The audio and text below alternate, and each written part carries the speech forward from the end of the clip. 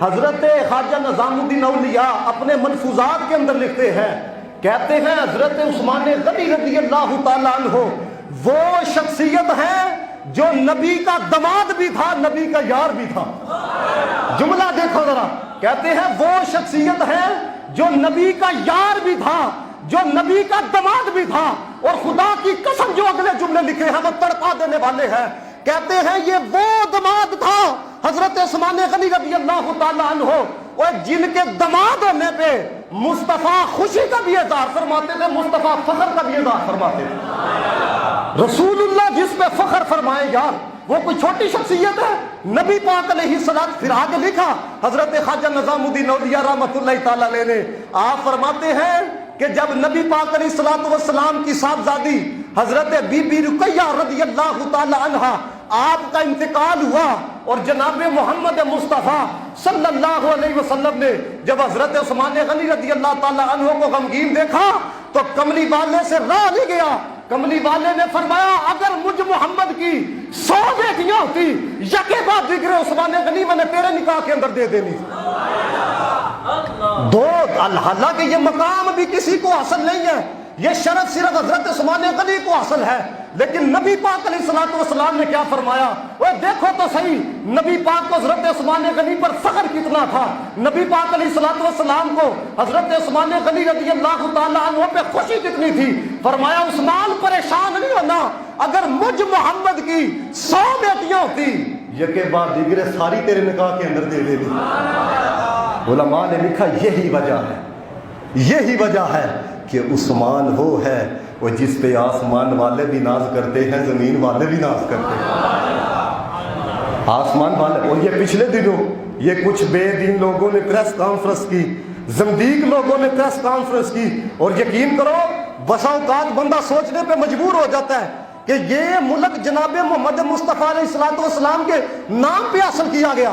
Social media پہ آپ نے ویڈیو دیکھی ہوگی، اور جناب اس نے صاف کہا، اس نے کہا ہم نبی کی 4 بیٹیاں نہیں مانتے، ہم صرف ایک بیٹی کو مانتے ہیں، بی بی فاطمہ کو صرف مانتے ہیں۔ انہوں نے کہا ہم 3 بیٹیوں کا انکار کرتے ہیں۔ میں کہا عقیدہ اہل سنت یہ ہے، اے رقیہ بھی مصطفیٰ کی بیٹی ہے، اے حضرت بی بی زینب بھی مصطفیٰ کی بیٹی ہے، حضرت ام کلثوم ہے۔ اور آپ کہیں گے قاری صاحب کوئی ایسی دلیل دی جائے اور جس کا رد ہی نہ ہو سکے تو پھر میں قرآن سے دلیل دوں گا، کیونکہ اس کے مقابلے کے اندر نہیں نا کسی کی بات آ سکتی۔ رب کائنات نے فرمایا یا ایھا النبی کلی ازواجک و بناتک، اور دیکھو کہتے کیا ہے، کہتے ہیں وہ جو 3 بیٹیاں تھی نا وہ مصطفیٰ کریم علیہ الصلوۃ والسلام نے مانگ کے لی تھی، اور میں کہ سارا جہان جن کا صدقہ کھا رہا ہے وہ رب کے سوا کسی اور سے نہیں مانگتا۔ یہ دیکھو یہ جو میں آپ کو دلیل بتانے لگا ہوں، سرعام آ کے کہتے ہیں صدیق اکبر کے نام کے ساتھ رضی اللہ تعالیٰ عنہ نے نہیں لکھنا، ہم نے حضرت عمر فاروق کے نام کے ساتھ رضی اللہ تعالیٰ عنہ نہیں لکھنا، عثمان غنی رضی اللہ تعالیٰ عنہ کے ساتھ رضی اللہ تعالیٰ عنہ نہیں لکھنا۔ تو میں نے کہا تم لکھو یا نہ لکھو، کہو یا نہ کہو، رب قرآن میں کہہ رہا ہے رضی اللہ عنہم ورضوا عنہ۔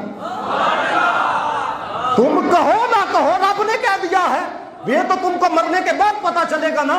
اور میں تو کہتا ہوں، لوگ کہتے ہیں نا آؤ جی مناظرے کے لیے، آؤ جی جناب ٹیبل ٹاک کے لیے، میں کہتا ہوں ٹیبل ٹاک کو چھوڑو، ان کے چہرے دیکھ لو، سنیوں کے چہرے دیکھ لو، خدا کی قسم فخر نظر آتا ہے۔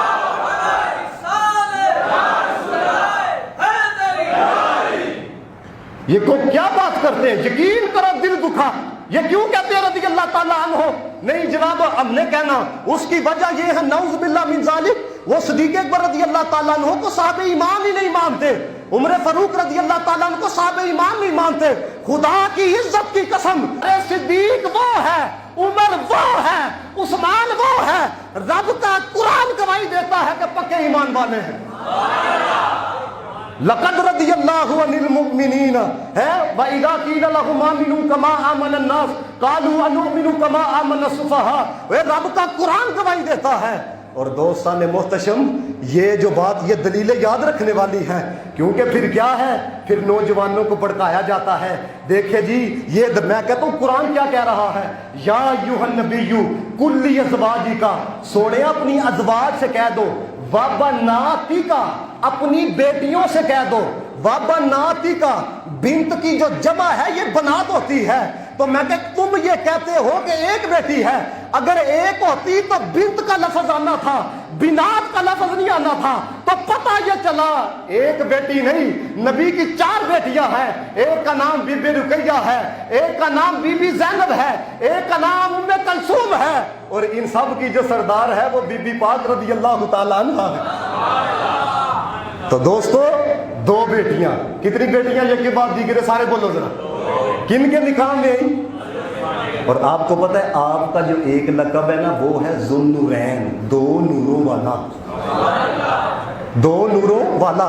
इमाम बहकी ने अपनी सुनन के अंदर लिखा है, कहते हैं कि हजरत अब्दुल्ला जाफरी रहमतुल्लाह ताला ने कहते हैं कि मुझसे मेरे मामू हजरत हुसैन जाफी रहमतुल्लाह ताला ने पूछा कि क्या तुमको पता है कि हजरत उस्मान गनी का लक़ब ज़ुन्नुरैन क्यों है, 2 नूरों वाला क्यों है? क्या तुमको इसका इल्म है?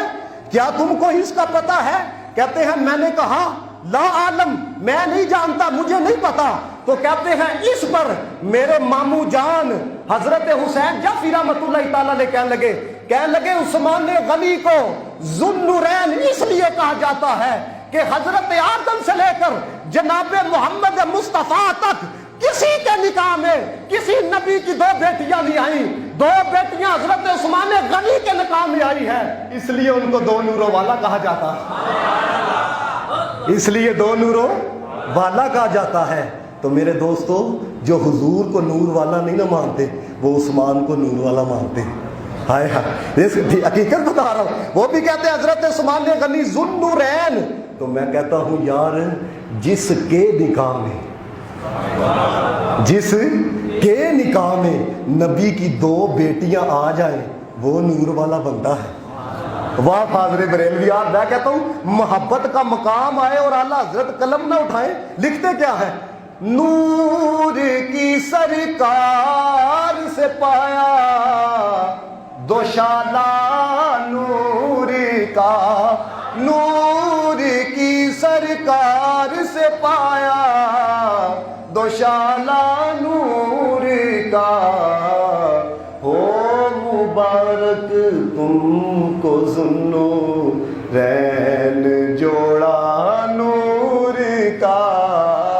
फिर आगे लिखते क्या है, तेरी नस्ले मिलके तेरी नस्ले पाक में गए बचा बचा नूर का, तेरी नस्ले पाक में गए बचा बचा नूर का, तू है ऐने नूर तेरा सब घराना नूर